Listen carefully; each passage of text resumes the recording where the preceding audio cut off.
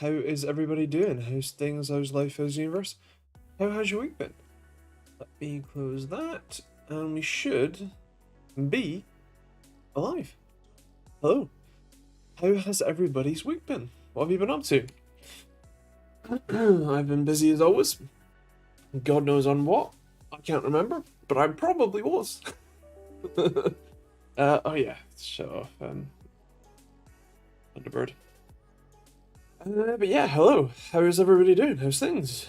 Hello to John if you're still here. Hello to Crazy Beer. And well, we can't have Simon S63 Tech here because he's off to play some snooker. No worries. Evening. Sorry, Dr. Ray, got a whinge a bit, but at least I know you can empathize. Don't know that you. The stupid heart is like blocking a message. It's really annoying. Don't know that you will, but I sure know you can. At least it's a fun story to fill the time before the tag talk. Well, fire away. I don't know how I'll react. I assume that it's fine. But yeah. How has everybody's week been? Remember last week I said that my right arm was messed up and I'm on painkillers for it, probably nerve damage. Well, if you think the NHS is bad, listen to this. Oh dear. Well, I can already tell you that I can sympathize, empathize, whichever one it is. But yeah. Pray tell, dear John. Or no, I've overthought it already. How it works here, I've been to my GP. She sent a work order, for lack of a better translation, to see an orthopedic doctor into the NHS system. Okay, seems... normally, I think in the UK you would call that a referral, which we do have as part of the NHS here too. Also, while you chat, I'm going to grab my lens cleaning solution because my glasses are... I can't read very well. I did this in the wrong order. Then a couple of days ago I sent an email to the main hospital so they would schedule, I assume that says slots, to see the doctor. Finally got a response. It's on the 6th of December. Hooray! That's a bit far away, but I mean, hooray!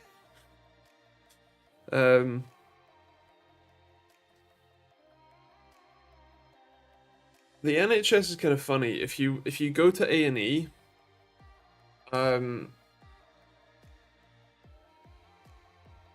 you kind of, you get sort of fast tracked. As long as you tell them that it's a new and sudden pain, it's fine. If you say, oh no, I've had this for ages, they say, cool, see you in 6 months. Oh yeah. Hello, Agent Pete, and hello, Harry. How you guys doing? This is just so the bloke could see me, no imaging or anything. Probably gonna say I need to do magnetic imaging. Didn't even do that for my spine because the wait was 2 to 5 months. Fantastic. Yes, I can relate. Although normally I just get laughed out of the room before I even get to that point because I'm too young to have any of these problems. So, yeah.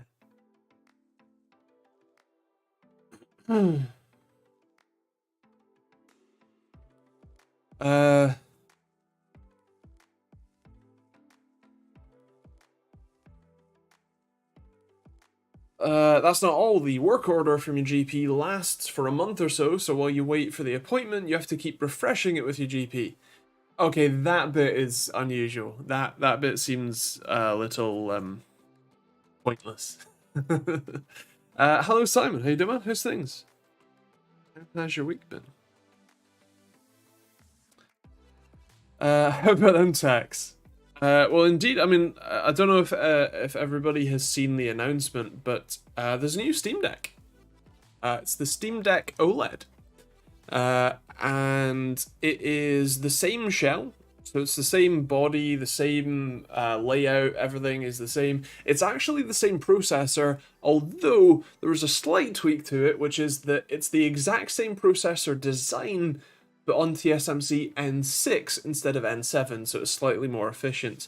There is now a much larger battery, relatively. It's a 50 watt hour battery, which is pretty decent considering the size of the thing. And it is obviously OLED, which means generally vibrant and beautiful, but also generally better battery life because OLED. And also, it's 90 hertz, which is pretty impressive. And I think that I read it had 110% coverage of the DCI-P3 spectrum or something, which is insane.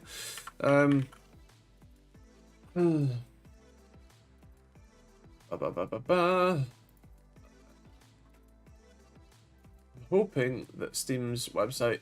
There we go. Yeah. So you have 50 watt hour battery, which is the better. Wi-Fi 6E. The same power supply. It's the same resolution. It's still 1280 by 800, but it's now 90 hertz. You can either get a 512 gig NVMe SSD or a 1 terabyte NVMe SSD, and somewhat importantly, the LCD version that they sort of renamed to the original Steam Deck, essentially, they now only have the 256 gig version, which has had a price drop, which is live right now for £350 or 349 for the 256 gig one, which I think is basically the same price as the 64 gig one was, but obviously you at least get 256 gig of storage. You can always get an SSD and replace it later. There are a few changes to the case, like the shell of the new OLED Steam Deck. However, the actual shell itself is designed the same. There are just a few changes that make things a little bit better. So it means that if you have a say custom shell for your Steam Deck, like one of the translucent ones, for example, you could still fit that to an OLED Steam Deck. So all of those like external cases and all that sort of stuff, it will still work, which is pretty nice. But yeah, it is cool. I do definitely like the idea of it, and you know, if Valve wanted to send me one for review, I wouldn't say no. But I don't use my Steam Deck enough to even remotely justify buying another one.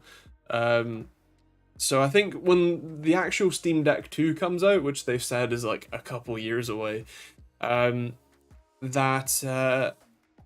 you know, then that's probably one that will be, you know, worth buying. But for me, it's really cool. If I was buying one today, I would definitely buy an OLED one. But I already have one, so. Hello Wap, and hello Luca, and hello Ish. How you guys doing? How's things? Yeah. Seen the videos. Who cares about the Steam Deck? It's Thursday. Watched all Colin Thursday get Batcave for his DeLorean. I have also watched those videos. Yeah. And he's insane. It's very cool. If I had the time, money, and house, plot. I owned a house. Instead, my rent's going up. Then I definitely like to do something like that, but yeah, I'm not. I'm not in any of those positions. So yeah, I am technically alive. Nice. And sorry about the whinge. Thanks for bearing with me. It's all right. I very much understand. How are you, Andy? Also alive. Yeah, fine. Nothing's really that different. Same old, really.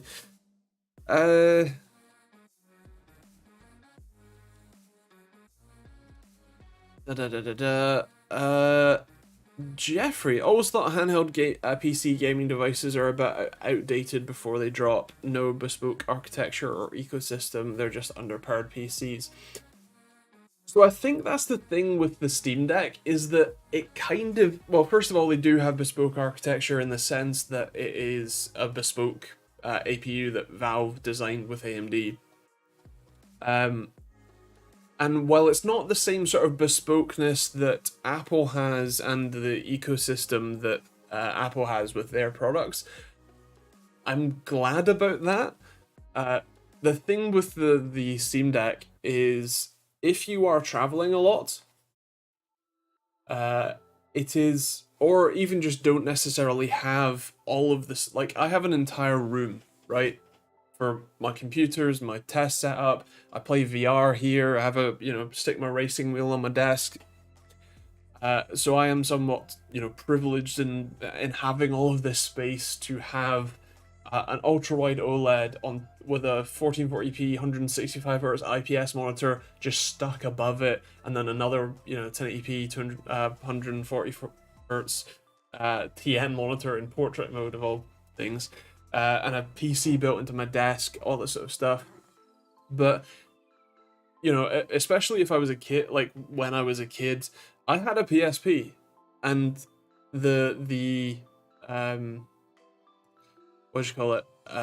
If I had the option to have a Steam Deck instead, I would have jumped that because it is a PC, because the games that I buy for the Steam Deck will work on my PC. Like, I can play them on my, handheld, play them with friends, whatever, and then, if I have the space, if I have the time, if I have the money, I can build a gaming PC, I can buy a gaming PC, I can buy a gaming laptop, whatever, and I can play those same games there and enjoy them, and I don't have to buy them again. I don't have to, hope that the especially these days, the marketplace just doesn't just disappear, and then all of my purchases are gone. Like, it's a lot more versatile. The thing with the Steam Deck versus a lot of the other ones, though, is that because this is made by Valve, it is pretty bespoke. Like, SteamOS is a console-first operating system, right? Whereas Windows really isn't. And so with like the RG Ally, when I had one of those in, that was like, it's a reasonable enough machine, but it was a completely different usage experience because you had to navigate Windows, right? You had to, like, basically use a mouse and keyboard most of the time. Whereas with the Steam Deck, you only need a mouse and keyboard if you swap to desktop mode, and even then you often don't because you've got the touchpads. So, yeah, it is a sort of different experience. The Steam Deck makes me want to play indie games. Exactly, like, it's a different type of experience. Being able to just sit and, have your screen, your controllers all there. It is a, indie game type experience. It's the sort of thing that you go and sit on the couch, play in bed, whatever, just relax and play some games, rather than at a desktop or a laptop where you're perhaps more inclined to be more competitive in what games you play and things like that. So yeah, I 100% see the use case for things like the Steam Deck, and I think calling them underpowered PCs is a bit of a disservice to the value they provide, because sure, they are relatively low power PCs, but it's a bit of a reductionist take, I think. Ba ba ba ba ba. Hello, Zach, how you doing, man? Hello, Joe. How you doing? How's things? Um, uh, well, Jeff, though I couldn't care less about the handhelds. Gotta admit, it's kind of unfair to call them underpowered PCs, considering the size of the thing. It's nothing short of amazing. Yeah, yeah. Um, I think it's pretty awesome, even though it's not something I'd make use of. Yeah. For the record, I still can't close GTA 5 via the method provided in angry comments. Oh yeah. Um, yeah, me neither. I still all F4. But yeah, so that's the thing is, the Steam Deck offers a very cohesive experience, whereas the RG Ally and any of the Windows-based consoles and really anything that isn't the Steam Deck, uh, or a dedicated thing like the Switch, um, can't offer that. Um, buying Resident Evil 8 on the Switch, it only being cloud, and since it's Nintendo, when they shut that down, bye your game. Yeah. Yeah. Windows isn't independent, that's the issue for me. Unless you're using an Xbox controller, you have issues.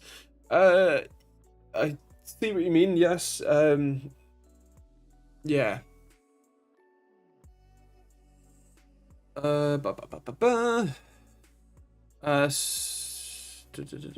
upgraded my monitor today. It's not amazing, but the picture quality is insanely better. Traded in my Acer R271 1080p for an AOC Q2770 BQE 2K monitor. Nice. That's cool. Was it a straight swap? Did you have to swap some cash with it? My problem with anything that's not a desktop is the lack of a mouse. I can't even use a laptop without a mouse, even though the keyboards on laptops are basically useless. Yeah, I do feel I do find that I want a mouse connected to a laptop for any precision moving. For a lot of stuff, I'm pretty used to it, and I grew up around laptops enough that was I've got the skill for it. But even then, I still prefer a mouse when possible. And that is, well, actually, when I connect to the Steam Deck, ironically, because it has the touchpads, I care a lot less about having a mouse and I care a lot more about having a keyboard. So when I do connect a peripheral to the Steam Deck, it's normally a keyboard. Actually, it's normally the Logitech K20 or whatever, is the really cheap plastic keyboard and trackpad thing together. But yeah. Bob, hello. When you test VA panels, do you give them time to warm up? Do they really need to warm up before performing at optimal pixel response times, or is this baloney? So the answer to your first question is yes. I make sure every monitor is warmed up. In fact, in my response time tool software, my OSRTT software that I wrote, and people all around the world use, in fact, I have a warning that pops up if your system hasn't been on for at least 30 minutes. It's not a perfect warning because you can have, you can just attach a monitor and then immediately start testing. So, things like that. But yes, long story short, yes, they have to be on and actively doing stuff generally for at least 30 minutes. As for whether that means that they have the best pixel response times, it depends how cold they are, because the long story short is that all liquid crystal displays tend to perform poorly when they're cold. That is because they are liquid crystal displays, and so there are physical crystals suspended in a liquid fluid that is physically moving when you apply a voltage to them. And so if it's cold, that liquid is it's kind of like you stick honey or syrup or something in the fridge. It gets stiffer, it gets firmer, and harder to stick your knife in and whatever, right? So it's the same with your monitor. It gets slower, gets the crystals just can't move as fast through that fluid. So the difference though is the temperature. So if you feel your monitor, it's not all that warm. It's probably room temperature, even if it's been on for ages, right? So it doesn't need to be ultra warm, but if say your gaming environment is relatively cold. Maybe that's how you like it. I don't know. Or if you've for reviewers, it's generally if you've just brought it in, immediately unbox it, immediately turn it on, start testing it. It's going to be cold from being outside, and so that is you're going to get poor performance until it's warmed up. So the long answer is yes, I warm them up. It can make a difference, but you probably shouldn't be that worried about it from, like coming in from work, you want to have a quick game with your mates, turn your PC on and start playing a game. It's not going to be that big a difference between the sort of perfect ideal response time that your monitor can do and what it's going to do when it's cold, right? Yeah, unless you're like, where you game it's freezing, in which case it might make more of a difference. Hello, yeah, another user, or John. That's it. Hello, Crazy Bureau. Just thinking who would buy Steam if it was up for sale. As in buy Valve or just buy the Steam platform? Because I'm sure a few companies like Microsoft would be interested, but yeah, they'd also ruin it, but whatever. John, it's just me getting old and shouting at clouds, probably. Fair play. Looking to finish my peripheral setup. Any advice for a good desk mat or desk mat versus mouse pad recommendations? So personally, I prefer desk mats. I actually have Gamers Nexus's desk mouse mat that I've been using for since the MSI thing, actually, because Steve sent me a box of Gamers Nexus stuff, the mod mat, this mouse pad, I think possibly even a poster or two and a couple of t-shirts. So I've been using that since the MSI thing, which was, 2020, so I guess 3 years now. So personally, I prefer that. It gives a bit more stability, it gives a bit more kind of, it's just easier. You just put the whole thing on your desk, you can move it around, whatever. As for recommendations, that's something that I haven't exactly tested. I know that people like Razer make them, which they're probably fine. It's kind of hard to make a bad desk pad or desk mat. I mean, people do, but yeah, generally it's kind of hard to do it badly. So yeah. The thing that I would check though is depth, because a lot of them are quite narrow, which I find is less than ideal. So the deeper ones is probably better. Joe, straight swap. Didn't do too badly. They wanted a monitor with built-in speakers in the same size. I wanted better picture quality.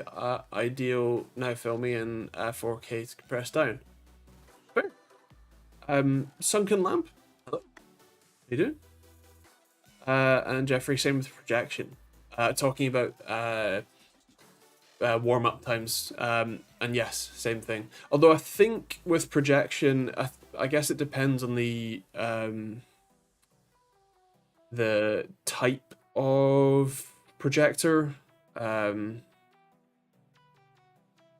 because the sort of old incandescent bulb type ones, they offer a lot of heat, and so I think the LCDs are kind of designed to deal with that heat. Like they perform optimally once they're properly hot, but that does mean that you do need to let them get hot, properly heat up, all that jazz. So yeah.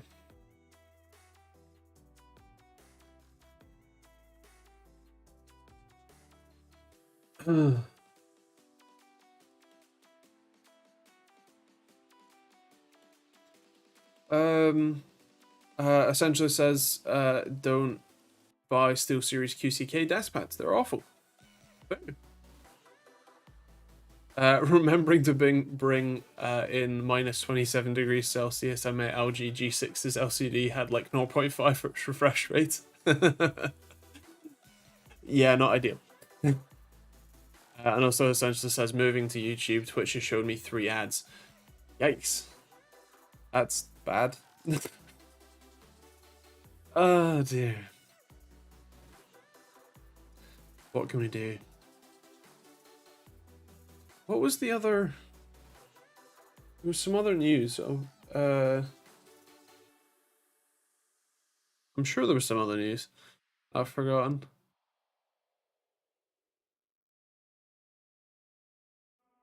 Okay, no?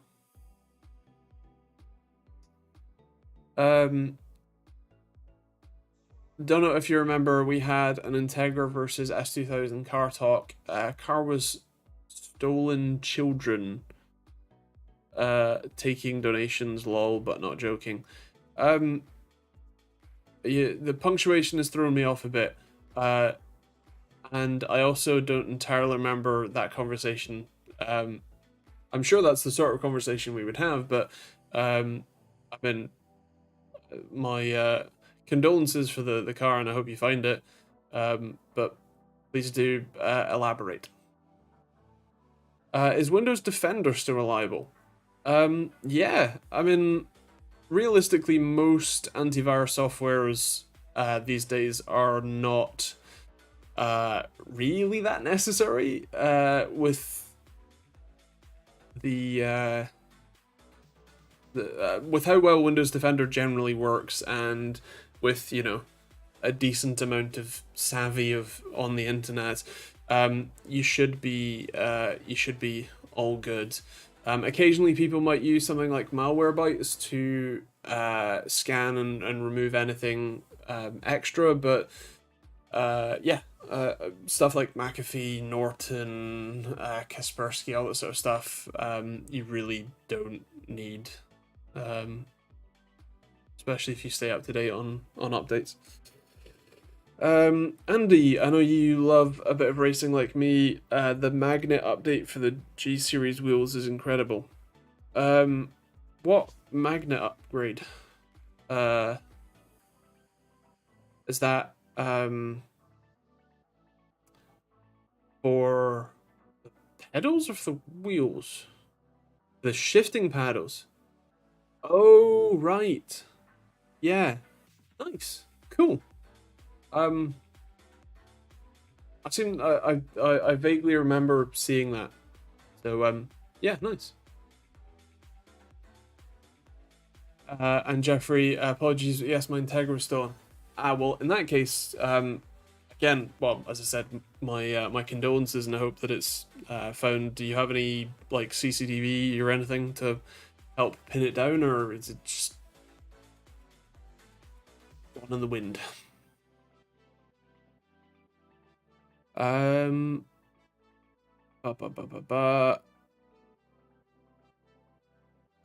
If you buy 365 E3 license, you get Windows Defender with full network and application level analysis on threats. Nice. I don't think I need a 365 E3 license, but apparently, there you go.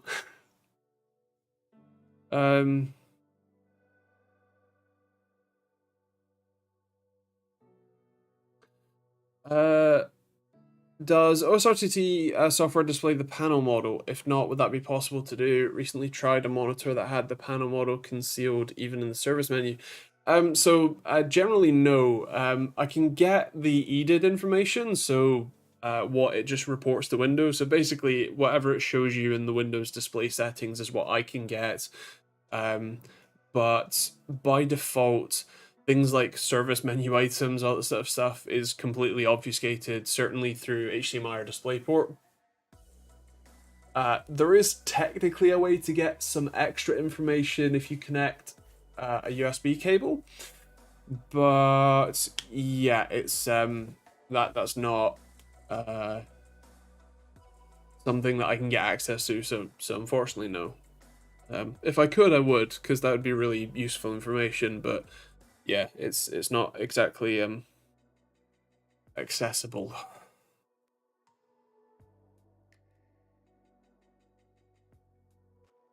Just not click sus ads and stay off porn. Yeah. I had Godzilla stolen about 10 years ago. Was a track car, so no insurance. Was worth about 40k back then. I hate to think what it's worth now. Yeah, I can understand why that one's permanently insured. McAfee works like a virus. I remember trying to uninstall and restart the PC and all back again. Had to go through all the PC to delete the files. Um, yeah. Don't don't install any antiviruses. At this point, she's probably been stripped and chopped. Unfortunately, you're more than likely right. Um, I take it. I hope it was at least insured, so you're hopefully not out monetarily at least. I know that's not uh, a straight replacement, but yeah. Why do all monitor OSDs suck?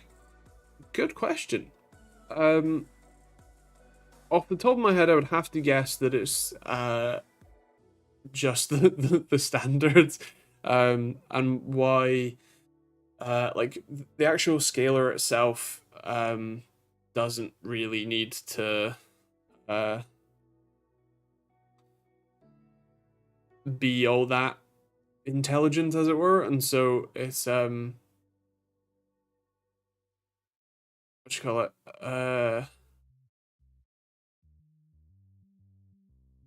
come on, brain. The hardware inside isn't that great, so they have relatively tight limitations on what they can draw, because it's not like you have a graphics card in there. Yeah, literally all a monitor need something like a remote, and it'd be way better. While you are right, and actually AOC for a while had little puck remotes, but they stopped doing them because who changes settings on a monitor after you've set it up? Simon, I said I hope it's insured now. What's your take in burning CDs from LimeWire back in the day? That's slightly before my time. I'm 20 something, 26. Yeah. So that's slightly before my time. I was ripping DVDs, but I was not in the CDs that are LimeWire age. Napster was already shut down before I got on the internet.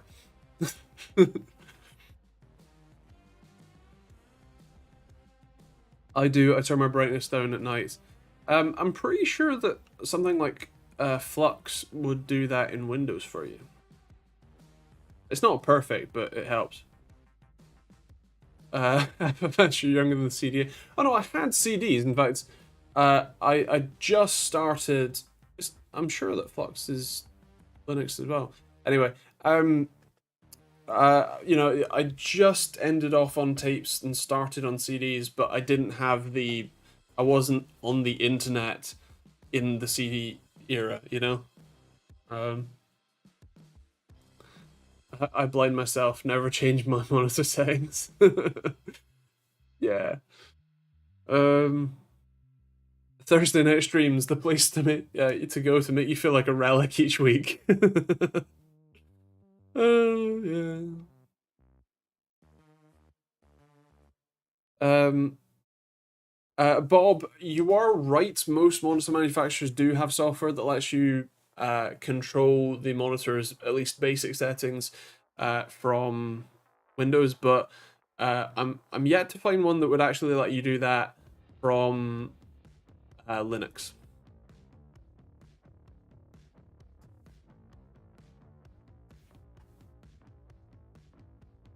Uh,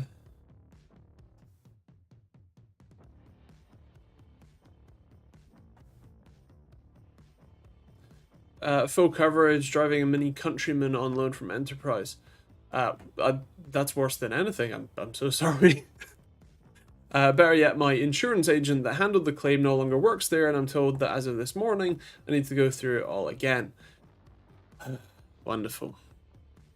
Also, while I'm sure you've been through this already, make sure that you can test whatever value they give you, because they purposely lowball you, hoping that you'll just go, okay. And then, yeah.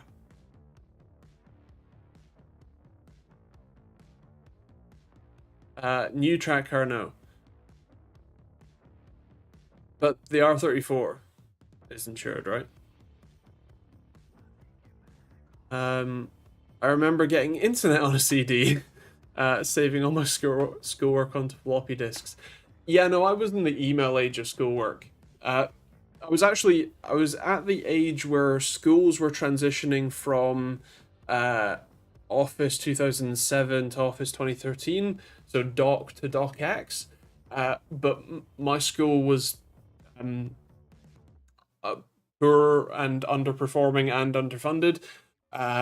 So they were still generally on 2007 while I had 2013 at home.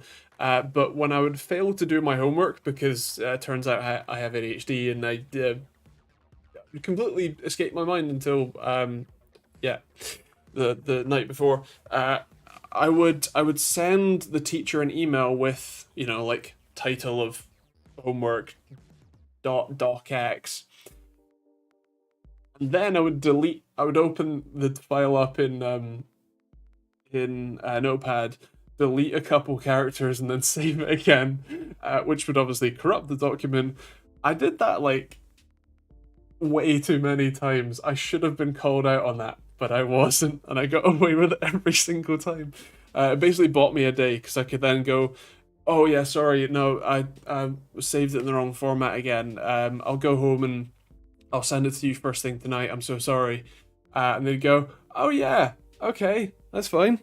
And we would just carry on, and then I would do the homework when I got home, send it in, profit. So yeah. I got my Oz job by taking a CEO on holiday sightseeing. Couldn't get the insurance needed by Oz Law. He gave them a call, and everything's now on. Hey, nice. Enjoy.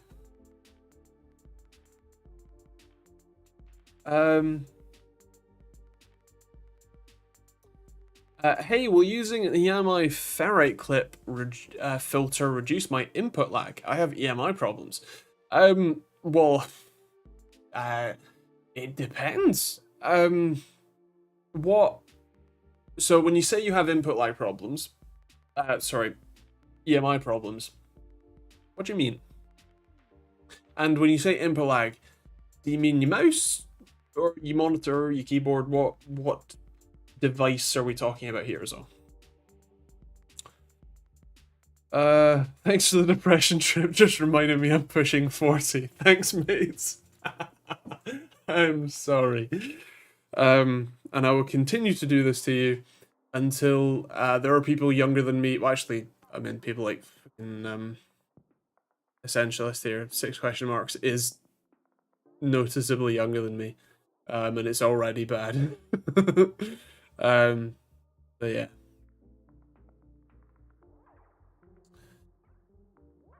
My era is 3.5-inch floppy, but my primary school only had 2 new PCs. We kids used black and white beige boxes with 5.25-inch floppy disks. Nice. I remember deleting C Win directory in all the library PCs just to be a turd. Nice. Old man Andy, indeed. I have maybe actually used a floppy disk once. Maybe. Possibly not. I know what they are, I know what they do, I know how they work. I've held one, but I don't know that I've ever actually had to put it in a computer and access the data on it. I think everything was CDs by my point. Did you ever experience dial-up, Annie? No, no. Um, I always had. I started at the sort of ADSL days. Um, ADSL, then VDSL, then fiber to the property.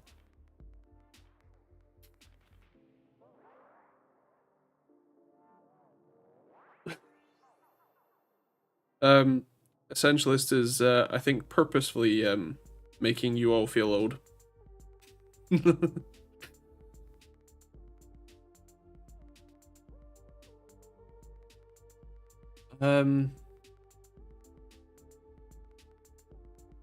I did have Windows 95, and then my father decided that it was too old, and he tried to install 98, and then ME, and ME killed the PC. So yeah. Don't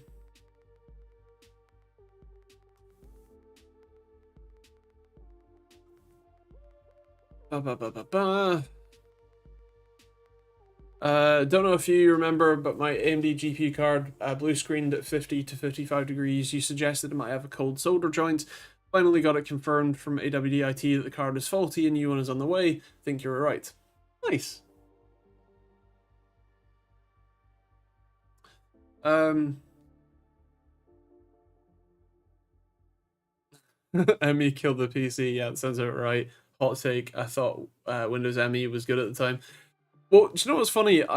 My first laptop that I bought had Vista on it. To be clear, it wasn't the first computer I had. It was just the first laptop I paid. Oh no, I didn't pay my own money. It was a hand-me-down, ironically. The first laptop I bought had a Windows 7 actually.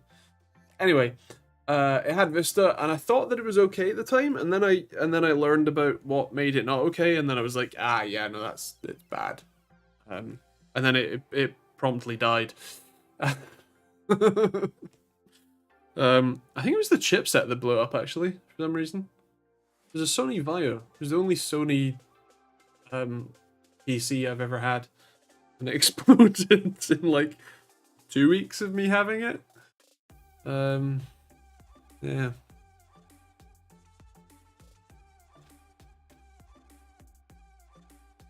I had at the time 2000 Pro, and it was dreadful. Fair. The only thing I didn't like Vista was the amount of UAC stuff. Yeah, I mean, I still don't like the amount of UAC stuff, and as soon as I get a new PC, which is quite regularly, I do disable UAC. Well, I set it to the lowest settings that it doesn't prompt me ever. I remember getting a box of about 14 floppy disks to put software in the PC. Have to use one, wait for the PC to tell you to put in part 2, then part 3, and so on. Technology for the win. Woo! Also, XGQD. It's all my devices. My controller, my keyboard, my mouse, despite having a good monitor, 240 Hz, it feels like 120. My headset also has that buzzing noise. So I mean, I can't say for sure what is going on. But I mean, if you feel like it helps, then sure, right? If it solves the buzzing noise in your headphones, if it, makes sure your playing experience better, sure. I don't know that, off the top of my head, that would be my first recommendation for people who wanted to reduce their input lag. But yeah, again, if it's stupid and it works, then it's not stupid. So yeah, go for it. What about the buzzing noise in my head? That's called tinnitus. Or insanity. You pick. I have both.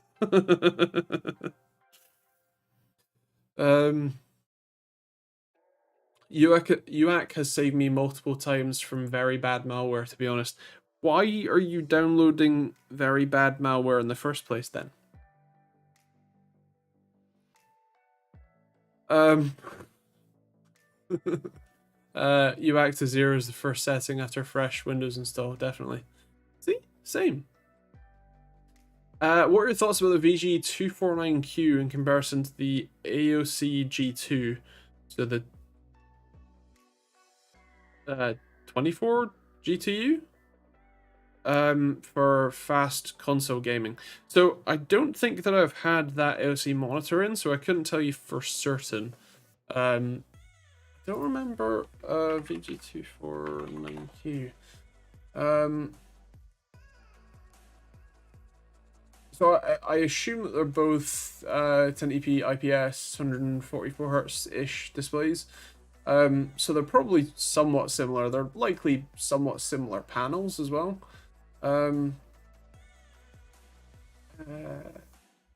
Techless. Oh, that's from 2020. He won't have had. Techless has one of my response time tools, but he doesn't. He didn't have one in 2020 because I hadn't made one yet. So yeah, they're both kind of old monitors, I think, is the main thing.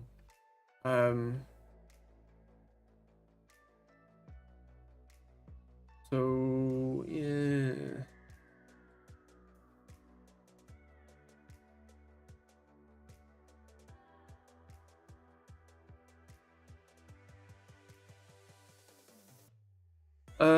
I wonder if we'll look back at the stuff we're using now in 20 years time and like, I can't believe we only use 16 cores, 32 threads, 4080s, 32 gig of RAM, slow ass DDR5 RAM, lol. I mean, almost certainly, right? The march of time and technology is ever endless, and so probably, yeah. I'm sure that depending on the age of the person, there might be some nostalgia for what you call it, our sort of formative years of tech, but yeah, almost certainly.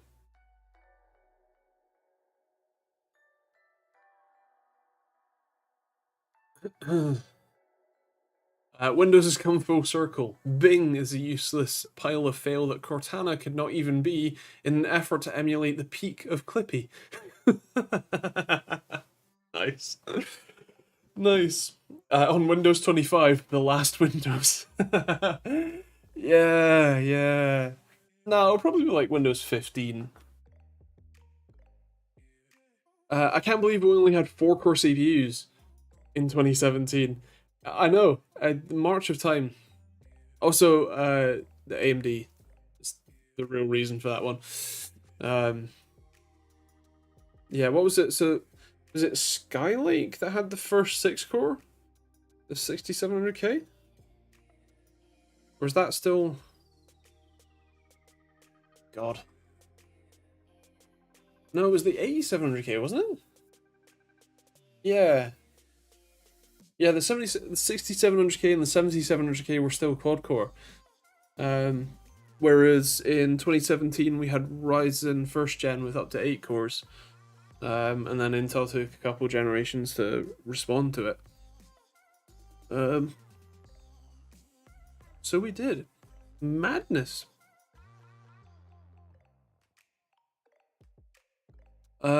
The time that Vista was out, I did not have internet, not even dial-up, so just stayed on the version before, used CDs, DVDs for offline gaming. We all remember offline gaming, right?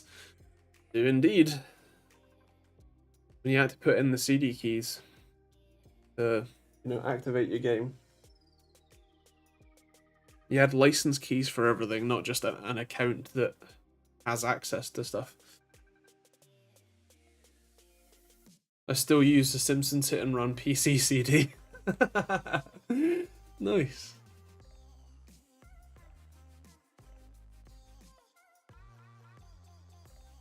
And what was it? Where are we at? Reddit. Mr. A is also finally being given subscribers by Papa Googs, up to 98k. He's getting there. Indeed. I suppose that's what, 100 a week? Which is about right. I think I get about 400 a month. So like several months to go. You remember when games weren't full of bugs and actually ran okay?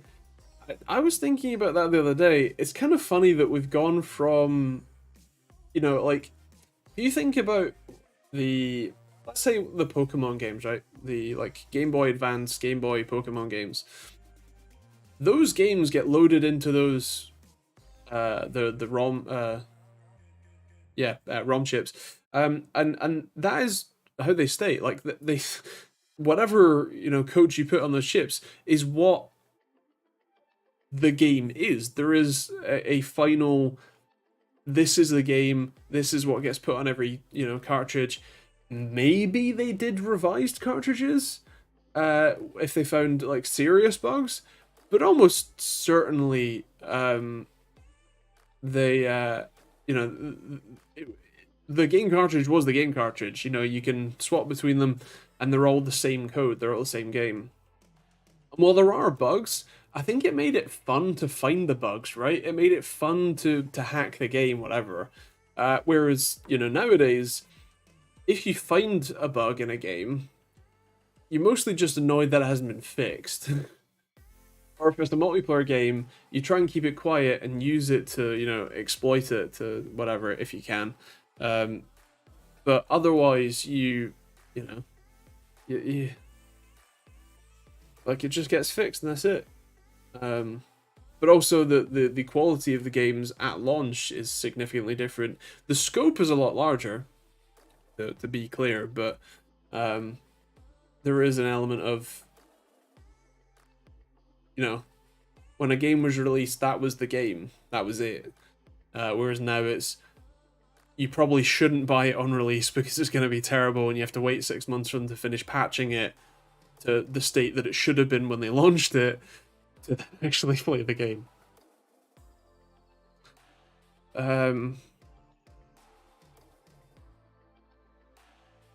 You guys remember when you were able to buy a game and it would be complete? You didn't have to buy a game and then buy another 80% of it separately. Yeah. They still have the crunch in the games industry, but they still release buggy mess. Yeah.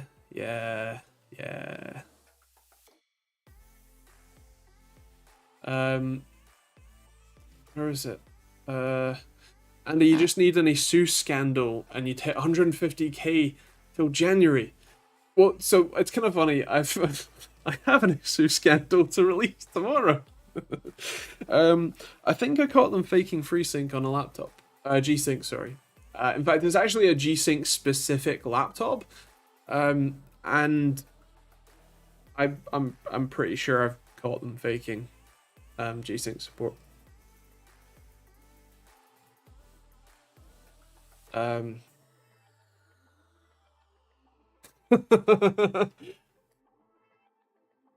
not going hard on it or anything,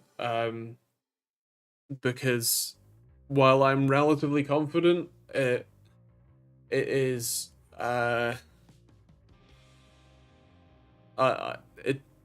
something I don't want to pick a fight without 100% certainty. So I talk about it, but it's not a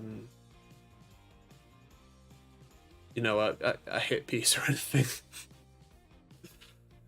But yeah, so that's coming out tomorrow. You should watch.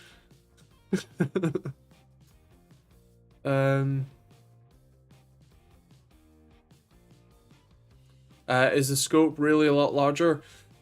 So the thing that I would say is the scope of the game and the content isn't necessarily larger. It's more the actual game itself, like the when I say the content, I mean the story, the mission, the playtime. Like, you can complete Starfield in like 20 hours. Ask me how I know.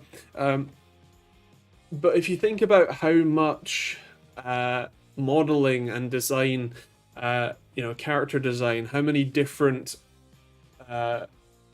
actual characters there are for them to model and to animate and to voice act, and how many spaces there are, like how many worlds and how many building styles, and all that sort of stuff. Compare that to an older game where everything is a flat surface. Terrain is a couple of jaggy spikes. Grass is a basic 2D texture that's straight just remapped. All of that sort of stuff is there's a lot more stuff that goes into it, even if the playtime isn't any longer.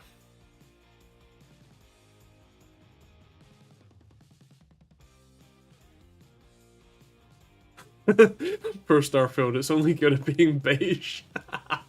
You know what? You're not wrong.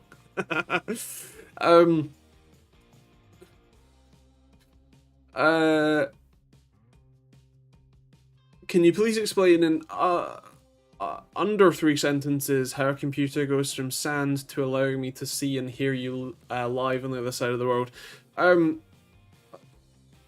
I use really long sentences.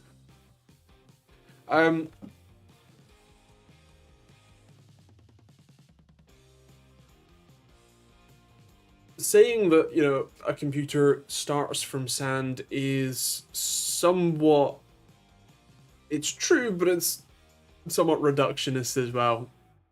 The long story short is that the sand gets refined into silicon. Silicon gets extruded and into then cut into wafers. Chip designs with transistors get imprinted on those silicon wafers. They get chopped up. They get put into parts, whatever, and then go into computers. And then there's lots and lots and lots of computers that all talk to each other, and that's pretty much it. 2 monitors or 1 wide one for productivity. Ooh.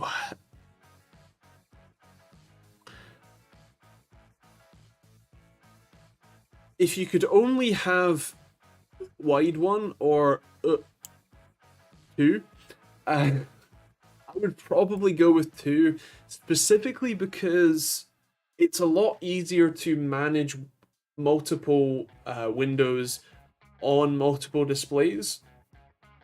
There are utilities and things that will let you, split up a display into multiple zones or that sort of stuff. You can snap to whatever, but it's still a less cohesive experience than just using the standard Windows snap, right? So if I could only have either an ultra-wide or 2 16:9 monitors, I would go with it for productivity. I would go with 2 16:9 monitors because it's easier to manage windows, and to be productive for me is to have lots of different things open at once that I don't have to be swapping between windows to see data to be, to then write about it in a script on a different screen. If I had the proper option, 1 ultra wide and 1 16:9 is probably what I would go with, but obviously that's not necessarily always possible.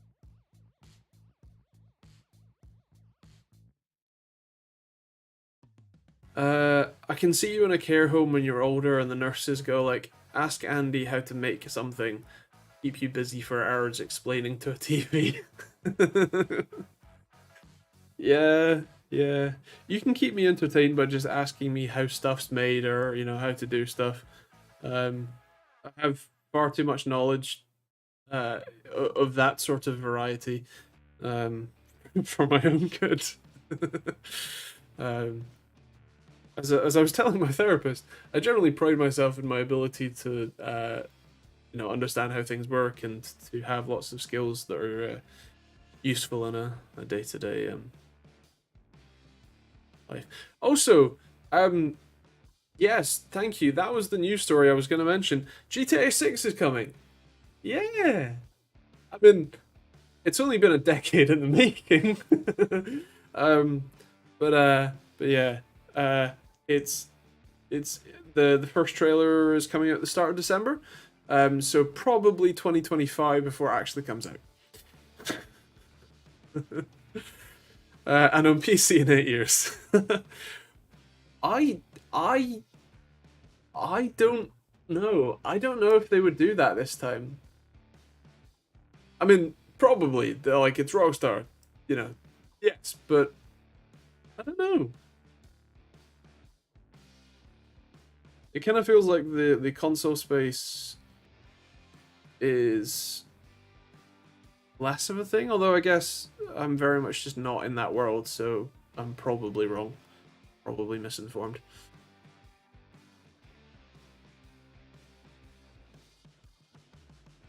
And complete with bugs. Naturally. And a new version of Shark Cards. The mods on GTA 5 make it almost not needed. Yeah.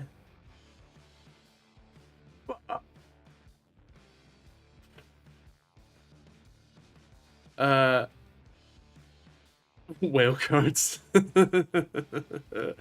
Yeah, probably.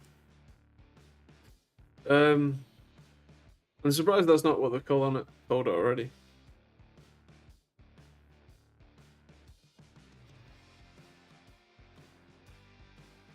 I think the last game I played obsessively was Skyrim, but since it's been basically a sim of modern life in Norway, I don't miss that much.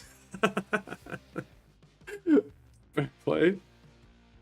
I suppose, I guess the last game that I played obsessively was also GTA 5. I have, I've had lots of sort of mini obsessions in the meantime, but yeah, GTA 5 was probably one of the last games that I, like would play every single day kind of thing. I had it on Xbox 360. In fact, I skipped school to go and play it. And then I bought it the next year on PC. There. What are we like?